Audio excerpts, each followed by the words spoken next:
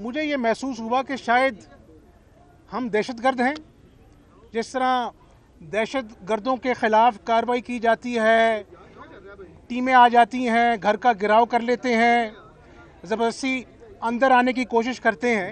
अपना court order है मेरे पास कि अदालत ने कहा कि आप 10 दिन पहले गिरफ्तारी से बताएंगे और फिर मौका फराहम करेंगे कि उसके ख़िलाफ़ क्या आपके पास बात है ताकि हम बेल अप्लाई कर सकें।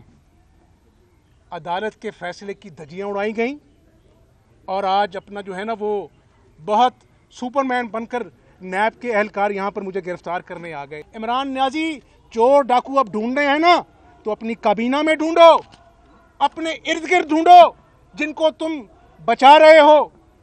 आज जो शर्मनाक सलूक है उसके बावजूद मैं अखलाकियात के दायरे से नीचे नहीं गिरूंगा, क्योंकि मैं इमरान नियाज़ी नहीं हूँ। मैं सुनता था कि ये स्पोर्ट्समैन है, ये क्रिकेटर है, और ये स्पोर्ट्समैन नहीं है, ये खिलंडरा शख्स है जिसको आज डर है कि मेरी रेत की तरह जो हुकूमत वो गिर रही है, ज़मीन बोस हो रही है, मेरे तमाम कंटेनर के वादे झूठे पड़ रहे हैं।